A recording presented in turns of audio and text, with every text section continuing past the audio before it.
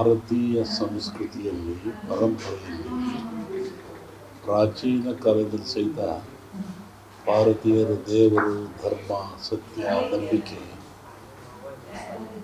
ವಿಚಾರದಲ್ಲಿ ಪ್ರಬುದ್ಧರಾಗಿರ್ತಕ್ಕಂಥವ್ರು.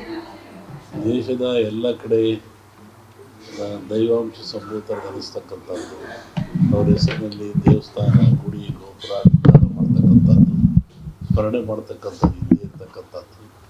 ಆ ದಿಶೆಯಲ್ಲಿ ಇಲ್ಲಿ ಏನು ರಾಮ ದೇವ ನಿರ್ಮಾಣ ಆಗಿರ್ತಕ್ಕಂಥದ್ದು ಧಾರ್ಮಿಕ ಪ್ರತೀಕ. ಭಾರತೀಯ ಪ್ರಜೆಗಳಲ್ಲಿ ಆಧ್ಯಾತ್ಮಿಕ ಚಿಂತನೆ ಮುಖ್ಯವಾಗಿರ್ತಕ್ಕಂಥದ್ದು. ಆ ದಿಶೆಯಲ್ಲಿ ಅದು ಒಂದು ಒಳ್ಳೆಯ ಬೆಳವಣಿಗೆ. ಈ ಭಾರತ ದೇಶಕ್ಕೆ ಧಾರ್ಮಿಕವಾಗಿ ಒಳ್ಳೆಯ ಒಂದು ಸೂಚನೆ ಸಿಗ್ತದೆ. ದೋಣಿ ಒಳಗೆ ನೀರು ಇರ್ಬೇಕು, ನೀರಿನಾಗ ದೋಣಿ ಇರ್ಬೇಕು ಅಲ್ಲ.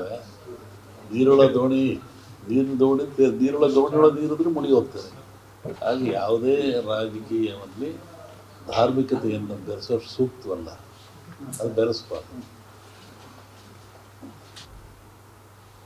ಉದ್ದಾರ ಒಳ್ಳೇದು ಅನಿಸುತ್ತೆ ನನಗೆ. ಹಿಂದೂಗಳು ಯಾರನ್ನ ಪ್ರಶ್ನೆ ಮೊದಲು ತೀರ್ಮಾನ ಆಗಲ್ಲ. ದೇಶದ ಭಾರತೀಯರೆಲ್ಲ ಒಗ್ಗಟ್ಟರೆ ಎಲ್ಲರಿಗೂ ಒಳ್ಳೇದಾಗ್ತದೆ.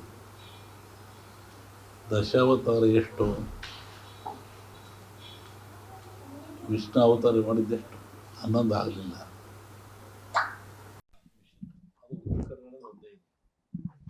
ಉತ್ತರ ಕನ್ನಡ ಮೊದಲೇ ಹೊಸ ಬ್ರ್ಯಾಂಡ್ ಜಪಾನ್ ಮಾಡಿದ್ರು. ಉದ್ಘಾಟನೆ ಸಲ ಬಂದಿದ್ರು ನಮಗೆಲ್ಲ ಕ್ಯಾಲೆಂಡರ್ ಸಿಗ್ತದೆ. ಅದು ನಾರ್ತ್ ಕರ್ನಾಟಕದಲ್ಲಿ ಫಸ್ಟ್ ಕ್ಯಾಲೆಂಡರ್ ಕೊಡ್ತಾರೆ. ಅದು ಅದೇ ಉದ್ಘಾಟನೆ ಮಾಡೋದು ಫೋಟೋ ಇದೆ. ಆಮೇಲೆ ಇವತ್ತಿನ ದಿವಸ ಈಗ ಕ್ಯಾಲೆಂಡರ್ ಜನವರಿಂದ ಡಿಸೆಂಬರ್ ಬರ್ತಾ ಇದೆ. ಒಂದು ಚೈತ್ರ ವೈಶಾಖ ಆ ಥರ ಹಿಂದೂ ಕೇಳಿದಲ್ಲ, ಚೈತ್ರ ವೈಶಾಖ ಕನ್ನಡ ಮಾಡಿ ಇವತ್ತು ಬಿಡುಗಡೆ ಆಯಿತು. ಎರಡು ಪಂಚಾಂಗಗಳು, ಒಂದು ಚಂದ್ರಮಾನ ಮತ್ತು ಸೌರಮಾನ ಪಂಚಾಂಗದಲ್ಲಿ ಒಂದು ಬ್ರಿಟಿಷ್ ಪದ್ಧತಿ ಜನವರಿಯಿಂದ, ಇದು ಚೈತ್ರ ವೈಶಾಖ ಅಂತ ಇಲ್ಲ. ಈಗ ನಮ್ಮದು ಬೀಜ ಸಂಕೇಶ್ವರ ಕಡೆ ಸ್ಟಾರ್ಟ್ ಆಗಿ 1944, ಇವತ್ತಿಗೆ 80 ವರ್ಷ ಆಯಿತು. ಇದಕ್ಕೆ ಅದೊಂದು ಒಬ್ಬನ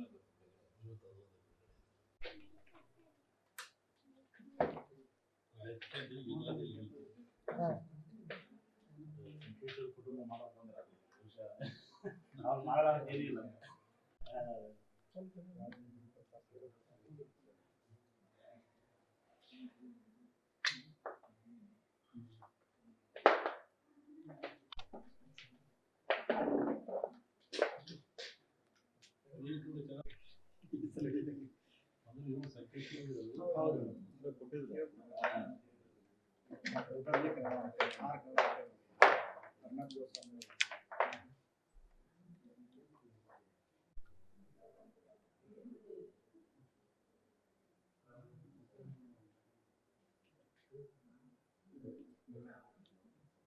ಕಾಲ ಬಂದಾಗ ಹೇಳೋಣ ಅಂತ, ಹೇಳಬಾರ್ದು ಅಂತ ಏನಿಲ್ಲ. ಇನ್ನೂ ಕಾಲ ಬಂದಿಲ್ಲ, ಹೇಳೋದು.